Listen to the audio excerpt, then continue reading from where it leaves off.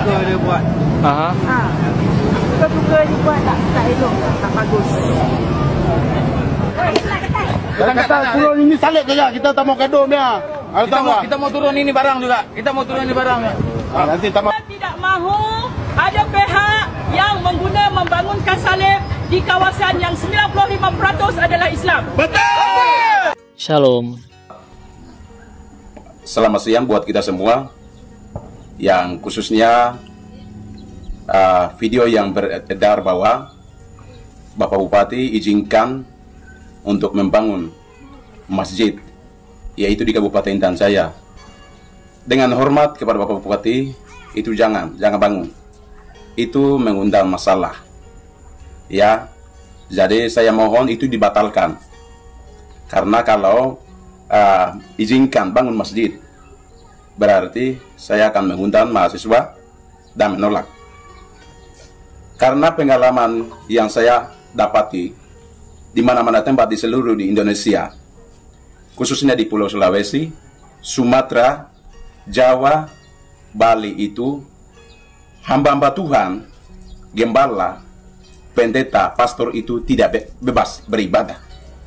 Jadi Muslim selalu mengancam hamba Tuhan. Jadi apalagi di Intan Jaya adalah daerah misionaris yang masuk.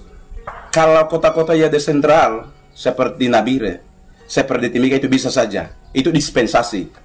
Tapi di Intan Jaya sekali lagi jangan. Jadi itu saya mohon dengan sangat kepada pemerintah Kabupaten Intan Jaya, khususnya Bapak Bupati dan juga jajaran pemerintahan Intan Jaya yang ada, jangan izinkan. Kalau izinkan mereka membangun masjid di Intan Jaya, berarti itu mengundang isu masalah besar bagi kami. Jadi itu yang saya dapat sampaikan. Atas perhatian, Tuhan Yesus memberkati buat kita semua. Selamat siang. Selamat siang semua.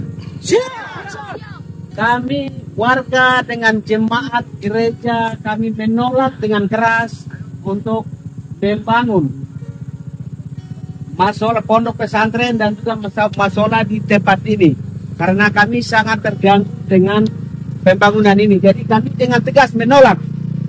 Tidak boleh ada pembangunan itu di sini, dan tolong teruskan kepada pihak yang punya berkepentingan dan juga pihak terkait. Betul. Menurut kalian, apa yang sesungguhnya terjadi sih? Kenapa ini terjadi?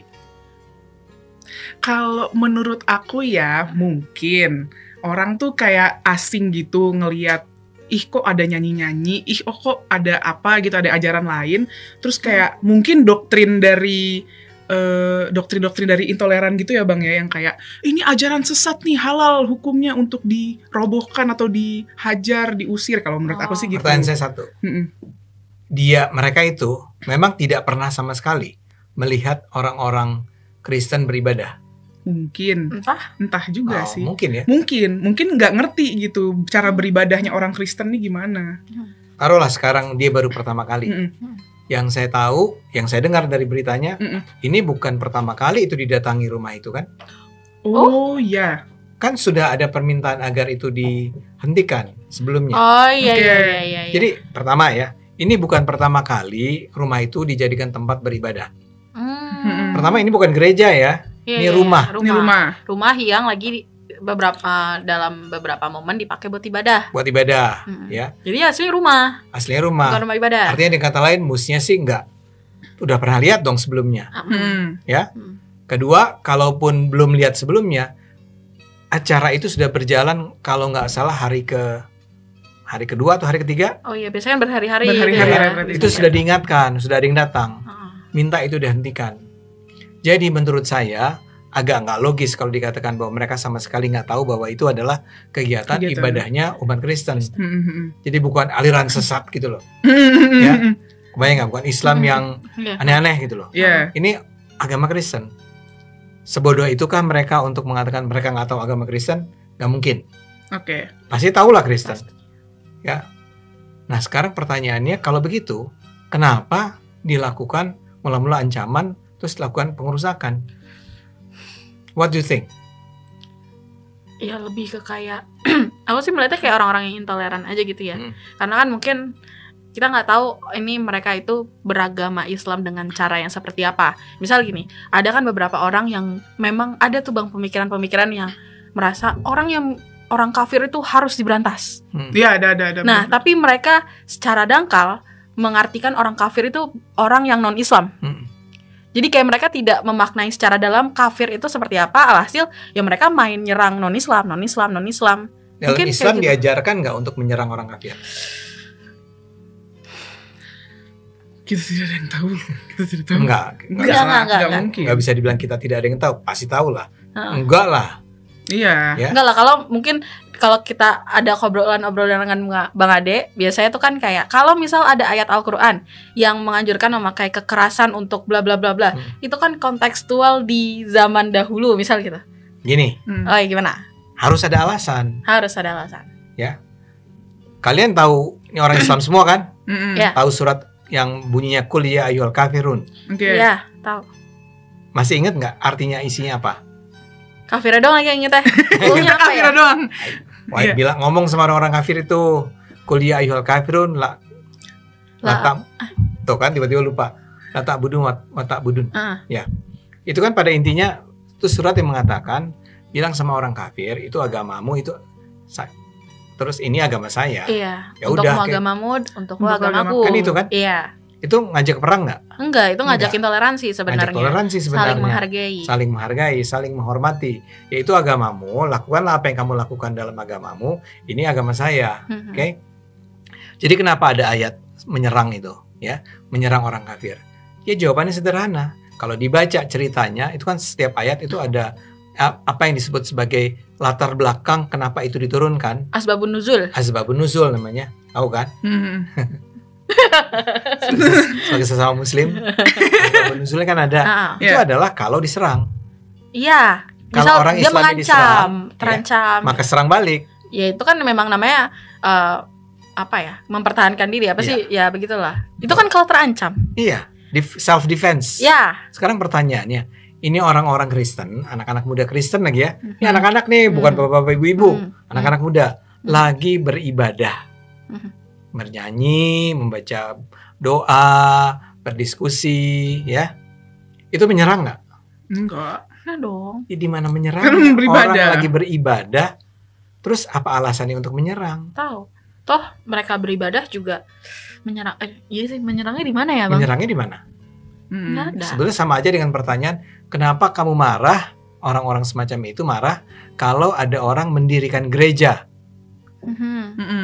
Kan sering kali nih, udah berulang kali lah di PIS, kalian membicarakan tentang pelarangan gereja. Pertanyaannya, ada nggak ajaran di dalam Islam laranglah seandainya orang-orang Nasrani itu membangun rumah ibadah? Nggak ada. Emang nggak ada. Memang kita justru orang Islam nih harus menghormati orang-orang Nasrani dan orang-orang beragama lainnya. Sekarang kita kembali ke kasus Sukabumi ini. Jadi kenapa ya? Dan ingat loh, yang nyerang ini ratusan orang loh. Jadi kalau ini tangkap segelintir 8 orang itu, yaitu yang sial aja tuh. Iya nggak? Iya, mungkin dia ketangkep mukanya. Yang ketangkep mukanya, yang nyerang rame-rame, yang ketangkep dia. Karena dia kelihatan mukanya. Kelihatan mukanya. Kamu bilang ancamannya berapa hukumannya? 8 tahun. Bayangin kalau dia harus 8 tahun berada di penjara karena melakukan itu. Ya nggak usah 8 tahun, setengahnya 4 tahun. Ya, kenapa? Kan pertanyaannya adalah, ya emang kenapa sih? Kenapa ada orang-orang yang menganggap bahwa nggak boleh tuh ada orang beribadah? Ya, ada yang bilang, iya tapi dia nyanyi-nyanyi, kedengeran keluar. Iya, ada. Jadi waktu ini nih balik lagi ke ibu-ibu ini ya Bang ya. Jadi kan ibu-ibu dari si pelaku, istri dari suami si pelaku ini Bang, kan datang tuh sama ada ketua RT-nya, ada pengacara gitu kan. Nah si ketua RT-nya ini kan Bu RT ya, Bu RT ini tuh bilang katanya di villa itu berisik, speakernya tuh benar-benar bunyi dari tengah malam sampai pagi, nyanyi-nyanyi. Jadi mereka tuh keganggu. Itu Bang kata. Sekarang saya tanya nih, ini speakernya tuh seperti toa yang diarahkan keluar rumah nggak? Enggak sih aku Kayaknya rasa. lebih ke dalam Ke aja dalam sih. aja. Dia punya speaker mungkin ya, suaranya mungkin keras. Tapi sama nggak dengan misalnya orang berazan pakai toa Beda. atau orang ngaji pakai speaker yang dipancar luaskan keluar? Beda. Pasti beda. Beda. Sekarang menurut kalian nih, kenapa sih orang-orang Kristen itu tidak merasa perlu pakai toa, pakai speaker yang dipancarkan keluar? Kenapa cuma di dalam gedung? Udah cukup gak sih Bang? Tekanan, takut. Maksudnya apa? Maksudnya speaker dalam ruangan tuh udah cukup karena kan emang yang dengerin ya orang-orang di situ aja kan, nggak perlu sampai kedengeran sampai luar. Persis. Atau tekanan, karena kayak mereka sebagai minoritas mungkin mereka akhirnya mau nggak mau sadar kayak nih kalau bisa seminimal mungkin gue pakai speaker di dalam aja lah biar nanti meminimalisir Mungkin, di geruduk-geruduk gitu. Mungkin ada yang itu. Tapi yang pasti mereka merasa perlu memancar luaskan suara itu nggak ke Enggak. sekitarnya? Enggak. Justru itu enggak, pasti enggak. Enggak. Kalau orang Islam berazan, ya mau setuju mau nggak setuju nih, itu kan tujuannya adalah ngasih tahu, woi udah subuh, Iya, syiar. woi udah lohor, ya, Iya. ngasih tahu kan, yuk bangun, sholat. Jadi ada logikanya kenapa dia pancar luaskan tuh. Walaupun menurut saya zaman sekarang mah ngapain juga lo pakai toa, orang kan masing-masing udah punya smartphone sendiri-sendiri. Betul. Udah ada Tandain aja pengingatnya. kalau emang segitu pentingnya kamu bangun pada jam yang tepat gitu ya, ya pakai aja sendiri. Tapi anyway, kita nggak lagi ngomongin itu nih, Oke. ya. Tapi pasti ada alasan tertentu kenapa itu dipancar luaskan dan kayak menyebarkan nilai-nilai keislaman lah. Nah sekarang kalau mereka tuh nggak pasti Enggak. bahwa suara yang terdengar keluar, iya. Nah seberapa keraskah suara itu mengganggu yang lain? Saya sih nggak percaya itu sampai mengganggu. Kedengeran iya, Kedengeran kayaknya. ya kan? Iya kedengeran doang paling. Tapi kan nggak kayak orang lagi bikin orkes dangdut gitu kan? Iya. Tapi kata Bu dangdut, RT-nya dangdut. sama kayak kalau misalnya di lingkungan kita ada yang dangdutan juga kita tegur gitu. Itu dangdutan. Itu kan dangdutan. Ini kan Ini kan ibadah. orang lagi Iya. beribadah, nggak teriak-teriak, nggak joget-joget segala Iya macam bener kan? juga. Ya. Iya. Sekarang kalau ibu itu ngomong begitu, sekarang saya tanya sama ibu itu, Bu, kalau ibu setuju nggak ada azan diperdengarkan keluar? Ya mungkin karena orang Islam ya setuju, Bang. Ya pasti setuju lah. Iya Nah, saya mau juga. bilang, ya ini kan cuman dia bikin ini bukan setiap minggu loh, Iya. bahkan bukan setiap bulan. Mhm. Ya kebetulan lagi libur sekolah kan, ya diadakanlah acara semacam itu. Dan seribut-ributnya, seandainya ini mau disebut ribut ya, keributan itu tidak akan sama dengan keributan suara nadaya ributnya sebuah azan. Saya nggak bilang azan itu mengganggu ya, saya cuma bilang azan itu sangat keras. Orang Kristen boleh nggak merasa terganggu? Ya, boleh aja. Boleh aja. Boleh aja. Tapi boleh nggak dia minta agar tidak diperdengarkan? Udah pasti diserang. Iya. Kalau aku lebih punya perbandingannya gini sih, Bang, kan tadi sempat disinggung sama Bu RT-nya dari malam ya, dari malam Tengah malam. dari tengah malam ke pagi.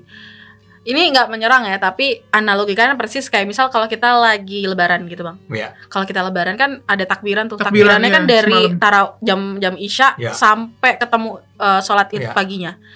Itu dianalogiin aja, Bu. Ya. Maksudnya orang Kristennya apakah terganggu juga? Ya. Menurut aku mungkin agak terganggu, misal mereka akhirnya kayak tidurnya mungkin kurang nyenyak. Ya. Tapi apakah mereka sampai melancarkan aksi yang benar-benar mengecam bahkan sampai merusak?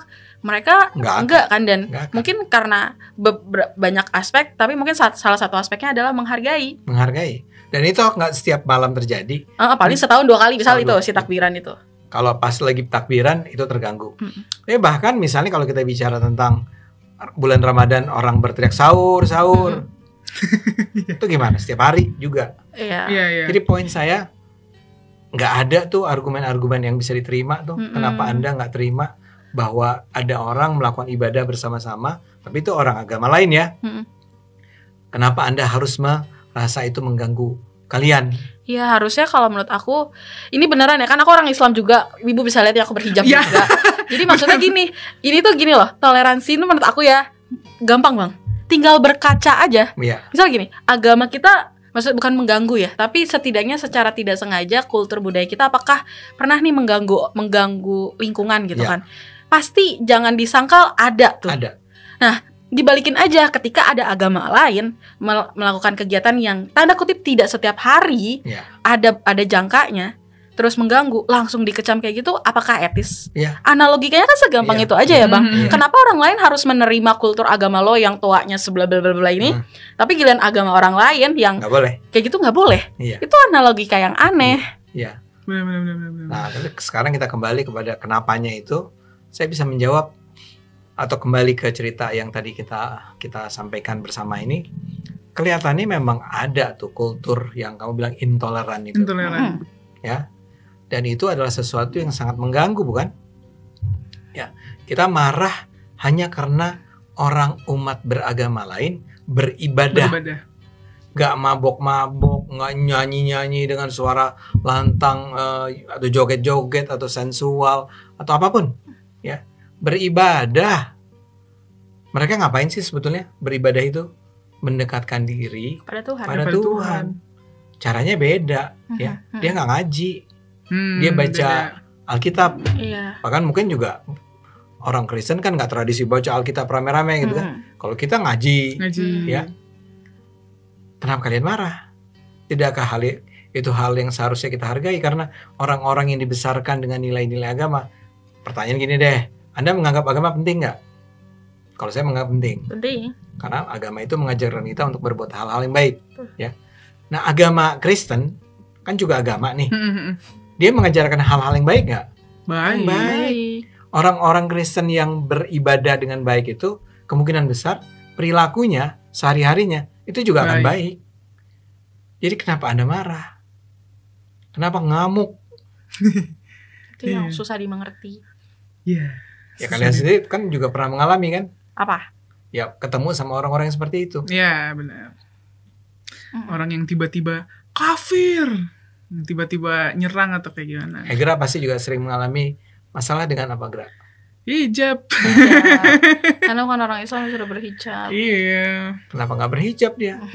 Kenapa? Tapi Bang, kalau misal soal ini ya, tetanggaan dengan agama gitu ya. Jujurnya dulu sebelum tetanggaku, maaf ya, dia itu suaminya meninggal. Kalau pas suaminya masih ada, dia tuh sering banget ibadah di rumah. Bener-bener rumahnya tuh persis banget sebelah aku. Dia tuh dulu saudara-saudaranya suka ibadah gitu. Memang I'm so sorry to say agak berisik tuh. Tapi kan kalau aku sih justru Kristen. Jadi bener-bener yang persis dengan, bukan persis ya, kronologi mirip gitu kan. Agak sampai tengah malam atau berisik dengan apa. Tapi berisik tuh gimana? Nyanyi terus ada kan tetanggaku tuh orang Batak, saya, jadi kayak cara bicara mereka tuh kan lantang. Oh iya, kenceng lantang, ya. jadi ngobrolannya tuh kenceng-kenceng gitu sampai malam. Tapi aku dan mamaku tuh emang ngedumel gitu ya. Ngedumel maksudnya dalam artian kita pengen tidur. Tapi kita nggak sampai yang melakukan aksi intoleran. Iya. Jadi kayak itu kultur. Jadi maksud aku tuh kayak kenapa sih harus kayak gitu? Karena jujur aku sebagai orang Islam, maksudnya menerapkan toleransi tuh kayak aku nggak pernah tuh yang kayak oke, kita kesel, tapi keselnya tuh kayak stop gitu kan. Untuk menghargai dulu, prioritasnya tuh menghargai dulu. Bener, karena temen aku juga Bang yang Kristen itu, nih maaf ya untuk muslimin dan muslimat. Jadi dia nih kalau misalnya Ramadan kan kita kan menyambut ria ya Bang ya, Ramadan tiba gitu kan. Nah kalau teman aku nih yang Kristen nih kayak aduh nggak bisa tidur gitu. Mulai lagi nih. Aduh nggak bisa tidur nih tiap malam nih sebulan gitu. Cuma yang kayak ya udah nggak apa-apa buat kalian beribadah gitu. Cuma nggak yang ngedumel pasti. Iya, pasti ada lah efek-efek kayak begitu, ya. Tapi kan masalahnya ini semua kita akuin lah persoalannya lebih mendasar dari itu, ya. Maksud saya begini, misalnya kenapa orang tidak suka, orang menolak pembangunan ibadah, rumah ibadah, pembangunan gereja itu, bayangin harus ada 40 tanda tangan dari penganut agama Kristennya, terus nanti ada 60 tanda tangan dari masyarakat setempat, dan itu pun masih bisa dipersoalkan, masih bisa ditolak belakangan gitu ya. Oh ini tanda tangannya palsu nih, bla bla bla bla. Kenapa orang nggak mau terima orang bangun rumah ibadah di dekat rumahnya, di lingkungannya? Kenapa? Egois. Iya, ini aja. Memang tidak toleran aja terhadap agama lain. Menganggap agama lain itu salah dan karena itu harus dihabisi. Tidak diberi tempat untuk berkembang. Ini datangnya dari para pemuka agama nih. Para pemuka agama yang memang secara salah mengajarkan bahwa kita harus saling benci. bukan saling menghargai dan menghormati. Padahal sebagai seorang muslim saya akan bilang, cari satu ayat di dalam Al-Quran yang mengatakan kita harus menghambat, melarang, menolak pembangunan rumah ibadah agama lain. Cari. Saya kasih 50 juta kalau Anda menemukannya. Oh, udah jadi komisaris gini ya. Langsung habisin nyari. Nyari mana? Ketemu Bang ayatnya, tapi ditafsirkan dengan semau dia. Iya. Bisa aja. Aduh. Tapi saya sih nggak mau terima itu. You have to Maunya- show me. Iya, harus yang eksplisit ya. Eksplisit. Terus. Nggak ada. Nggak ada. Ada perang melawan kafir. Tadi kan saya katakan konteksnya adalah kalau kita diserang. Kalau umat Islam diserang oleh orang kafir, sesama orang Islam aja kalau dia menyerang harus lawan. Ya orang kafir itu pun tafsiran bisa macam-macam. Jadi nggak bisa tuh kita menyerang begitu aja karena orang itu sedang beribadah. Sebetulnya yang indah itu adalah kalau kita saling membantu. Bayangkan loh kalau masyarakat di sana begitu datang ada tamu-tamu untuk ke rumah ibadah itu, ke villa tersebut, ditanya, wah ini dari mana nih? Dari Jakarta, ini kan Sukabumi ya. Ada yang bisa dibantu nih acaranya. Kita senang bisa ketemu teman-teman di sini. Bla bla bla. Betapa indahnya Indonesia kalau begitu. Bener. Betul, kan yang perlu diingat itu semua agama tuh kan mengajarkan hal baik ya Bang. Misal kayak agama Islam, misal lagi kurban, pasti kan daging-dagingnya agak kebagi tuh kalau misal ada orang Kristen di sekitar masjid itu, misal gitu. Dan aku yakin pasti kalau misal gereja punya aktivitas tertentu, pasti mereka juga spreading love dan kayak the gift gitu kan.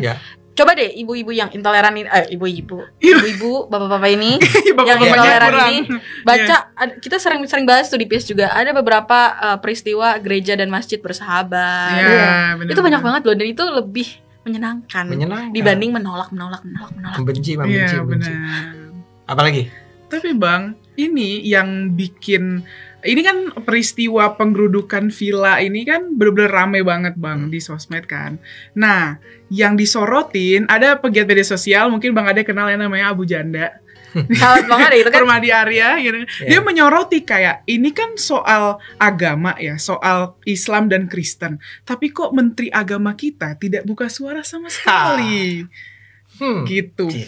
Cluenya kalau kata Abu Janda, iya, kata kan Abu Janda diwawancara Bang, katanya gimana nih menurut Bapak, ini kok Menteri Agamanya nggak ada ngasih statement sama sekali ya gitu kan. Terus kata Abu Jandanya, ya mungkin Pak Menterinya lagi tidur pulas. Masih tidur pulas katanya. Waduh, ini Pak Nasaruddin Umar bisa marah ini. Aduh, karena nggak ngasih statement apapun, kayak diem aja kan. Katanya harusnya kan Menteri Agama tuh jadi mediator, terus juga regulator sama jadi penengah gitu di antara konflik ini gitu. Tapi kok yang nongol malah Menteri Hak Asasi Manusia. Pigai. Ya, tulis Pigai. Malah yang keluar itu. Kok ini Menteri Agamanya mana nih? Pigai pun barangkali ngomong karena salah seorang statusnya. Nah itu lebih aneh lagi nih. Jadi Menteri Agamanya diem, Menteri HAM-nya bergerak gara-gara disenggol. Jadi status Menteri HAM, siapa namanya ya? Thomas Harming siapa gitu ya. Dia bilang kementerian akan menjadi penjamin penangguhan tersangka-tersangka ini. Penangguhan penahanan itu. Lah itulah pokoknya. Gimana coba? Dia usul itu ke Menteri Natalius Pigai itu. Untung Natalius Pigai menolak. Langsung dibantah. Tidak ya. Tapi kalau nggak tahu kementerian menjadi penjamin. Ini aneh banget dalam kacamata rasional. Tapi awalnya bisa pernyataan, dijamin. Terus nggak lama bilangnya usulan gitu nggak sih? Kalau yang aku lihat kan awalnya pernyataan. Kementerian akan gini.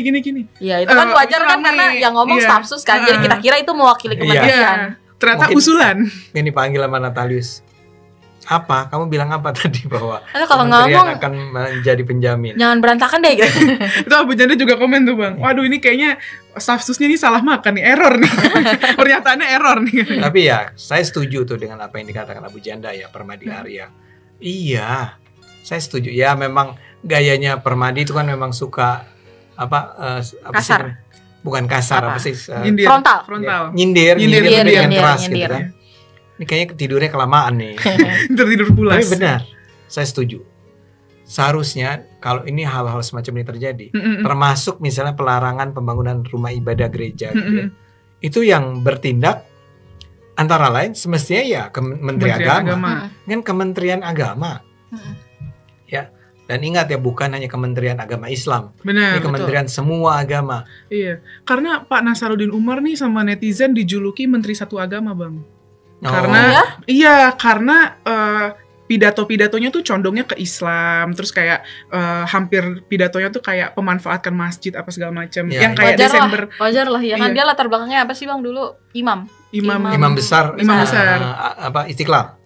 Iya, karena pas Desember tahun lalu tuh Bang, 2024 itu tuh Pak Nasar ini pernah bikin pernyataan kayak, nih masa di daerah-daerah Jakarta nih dari Sudirman ke PIK kok nggak ada masjid yang megah, yang kayak gitu. Akhirnya Di PIK, dia ngomong tentang di PIK ya, akhirnya sama netizen di postingannya Permadi Arya yang mengkritik Menteri Agama ini, langsung banyak tuh yang komen, emang kita di Indonesia punya Menteri Agama ya, kayak Menteri Agama 6 Menteri Agama untuk 6 agama silang gitu, Menteri Agama Untuk satu agama checklist. Padahal gini, Pak Nasaruddin ini sebetulnya adalah scholar, sarjana. Kalau tidak salah dia profesor, ya, doktor. Dan kalau kita baca tulisan-tulisannya, kita dengar ceramahnya gitu ya, sebelum ini, itu dia sangat pluralis, sangat mendukung keberagaman. Makanya salah satu peristiwa yang terkenal adalah ketika Ya puji nama Tuhan, salam sejahtera untuk kita semua. Kembali berjumpa dengan kami di channel TV Kreatif. Ya saudaraku, seperti yang kita lihat bersama videonya bahwa memang banyak umat muslim yang telah melarang umat Kristen untuk mendirikan rumah ibadah seperti gereja dan lain sebagainya. Namun tidak disangka ternyata di Papua juga telah melakukan hal sebaliknya. Umat Kristen tidak mengizinkan Islam untuk mendirikan masjid. Nah, lalu sudah begini bagaimana perasaan teman kita Muslim? Apakah mereka juga merasakan apa yang dirasakan oleh Kristen? Ya saudaraku, langsung saja mari kita sama-sama tonton lanjut video Ade Armando yang telah mengkritik dan menanggapi akan hal tersebut. Silahkan lanjut menonton. dia ketemu dengan Paus Franciscus, kan? Ketika itu dia sampai mencium keningnya Paus ya. Itu kan luar biasa sebenarnya. Jadi kita berharap banyak nih. Dan saya duga Pak Prabowo mengajak dia menjadi seorang menteri agama antara lain untuk mengakomodasi harapan mereka yang marah sekali dengan segala macam fanatisme agama di Indonesia. Harapannya bisa merangkul 6 ya kan? Itu harapannya. Nah, masalahnya merangkul tuh bisa kalau keadaannya lagi damai, kan gampang kalau merangkul dari keadaan damai kan. Nah, begitu ada serangan semacam ini, itulah ujian terbesar buat dia sebenarnya. Seorang menteri itu ketika dia melihat, gue Islam nih, ini teman-teman gue nih orang-orang Islam menyerang orang Kristen. Nah, ketika itulah dia diuji kan. Apa yang akan kamu lakukan? Kalau misal langsung eksplisit dengan waktu singkat, kan ini udah agak molor ya kan Bang, dari kejadian dan viralnya. Kalau misal tiba-tiba dia langsung muncul dan membela, maksudnya jangan intoleransi seperti ini, emang dampaknya apa Bang? Efeknya ke dia, gini, kehilangan suara mayoritas. Saya duga ada kaitannya sama itu. Saya duga, ya kita nggak tahu orang-orang di Kementerian Agama itu seperti apa sikapnya pada umumnya, ya. Kan saya duga adalah banyak di sana para pejabat di sana yang punya kecenderungan juga intoleran, ya, atau menganggap bahwa wah nanti kita sebagai pemerintah kalau kita bersikap membela orang-orang Kristen, masyarakat umum akan marah sama pemerintah. Janganlah. Nah itu salah menurut saya. Menurut saya mayoritas orang Indonesia justru adalah kalangan yang mendukung keberagaman, yang tidak suka dengan kesempitan berpikir semacam ini kan. Saya duga nih, ya. Dan kalaupun memang ada kelompok-kelompok yang akan marah dengan apa yang dilakukannya, artinya kalau ada kelompok-kelompok yang marah kalau sang menteri sampai membela orang-orang Kristen dalam kasus ini, ya biarin aja. Karena memang Kementerian Agama mestinya menjadi kementerian yang menjadi teladan pedoman agar sikap beragama di Indonesia bukanlah sikap beragama yang sempit, bukanlah sikap beragama yang intoleran. Karena itu menjadi penting nih. Makanya ya Permadi Arya saya bilang lagi tidur nih. Ditidur pulas sekali Mbak. Tapi saya mau bilang satu lagi. Yang seharusnya juga bersuara dengan tegas, dengan keras adalah Majelis Ulama Indonesia. Oh kan, ya, memang gak ada suaranya Bang? Boro-boro. Kayaknya yang aku baca tuh cuma kayak masyarakat jangan terpancing ya. Ada suara-suara semacam itu. Tapi kan bukan soal masyarakat terpancing. Ini apa yang dilakukan oleh gerombolan ratusan orang itu yang akhirnya ditangkap itu menurut Islam gimana sih? Harus tegas kan, harus tegas. sebagai ulama. Ya kayak tadi saya misalnya ngomong Islam tuh nggak gitu, Islam tuh agama damai, menghormati perbedaan agama. Ya itu kan yang ngomong elu gitu kita nih. Bener-bener. Harusnya statement kayak gitu keluar dari MUI kan? Dari MUI dong, dari para ulama dong. Ya, para ulama tuh kepengen Islam tuh dianggap sebagai agama damai, sebagai tidak mengajarkan kebencian, permusuhan, violence gitu ya terhadap umat beragama lain. Ya kasih tahu dong sama orang-orang Islam yang tidak damai, yang tidak tidak yang memilih jalan-jalan konflik untuk menyerang umat beragama lain. Kasih tahu pada mereka, lu tuh salah. Islam tuh nggak begitu. Kalau sekarang, maka semua orang juga akan bilang, ya emang Islam begitu. Ya, orang akan mengaitkan dulu ISIS, ya ada Al-Qaeda di mana-mana. Di Indonesia juga ada teroris-teroris yang bom bunuh diri. Islam, ya ini bentuknya lebih sederhana aja nih. Cuman menyerang anak-anak muda, anak-anak kecil lagi, bukan anak muda, Anak kecil, iya. remaja. Beraninya sama anak kecil. Emang pengecut. Enggak, serangan rame-rame semacam itu tentu saja pengecut kan. Bener. Jadi orang Islam udah pengecut, udah biadab, udah violent, udah jahat. Nah, dalam hal ini MUI harus ngomong, harus bicara, harus bersuara. Jadi, iya Permadi Arya benar karena dia mengkritik Menteri Agama ya. Tapi kalau dalam pandangan saya nggak cukup hanya MUI dong. Nggak cukup hanya Menteri Agama, MUI juga. Bener. Saya udah senang sih bahwa polisi turun tangan dan Pak Deddy Mulyadi turun tangan. Iya, itu Kang Deddy Mulyadi tuh menolak permohonan yang istri-istri tadi, kayak langsung bilang, saya nggak bisa tuh, saya kan gubernur, saya kan bukan penegak hukum, saya kan saya ada di antara kalian, saya mungkin membantu kalian karena si istri-istri ini kan ngerasa kan suaminya tulang punggung, jadi kayak siapa nih yang cari nafkah, gimana anak saya gitu kan, ya dibantulah sama Kang Deddy. Cuma kalau untuk membebaskan suami-suaminya ini tidak bisa gitu. Karena ini harus menjadi pelajaran buat semua orang. Bener. Kalau kalian merasa boleh untuk menyerang umat beragama lain secara semena-mena semacam ini, ingat loh, polisi mungkin menangkap Anda dan membawa Anda ke penjara, ya. Jadi ini harus ada efek jerahnya. Jadi saya senang bahwa polisi itu, walaupun katanya awalnya itu agak ragu-ragu katanya ya. Iya nggak? Katanya ketika saya tadi cerita bahwa mereka sudah, si para kelompok intoleran ini sudah mendatangi rumah si Bu Nina itu dan mengajak bicara orang-orang Kristen itu. Ketika itu ada polisi yang nggak tegas gitu loh, melarang bahwa kalian nggak boleh dong melarang orang beribadah. Karena memang nggak boleh melarang orang beribadah. Di Indonesia memang ada ancaman hukumannya. Ya, tapi si polisi yang tegas. Tapi begitu betul-betul terjadi serangan, pengerusakan, ketika itulah polisi turun tangan. Kita harus kasih jempol. Sedikit, banyak. Tapi kabarnya Bang, ada partai yang katanya nasionalis tapi ikut. Oh iya. Gimana tuh nih ceritanya ikut dalam aksi intoleransi itu? Jadi ternyata yang emang susah ya, kita itu harus hidup sesuai kemauan mayoritas. Ceritanya. Berat nih kayaknya. Jadi ceritanya ini baru-baru banget nih. Jadi kan polisi itu netapin 7 tersangka awalnya kan. Ternyata nambah 1 orang yang Jadi 8. Okay. Yang ternyata itu adalah kader dari partai PDIP itu panjangannya apa? Ya itu, PDI Perjuangan. Perjuangan. Orang PDIP, Bang.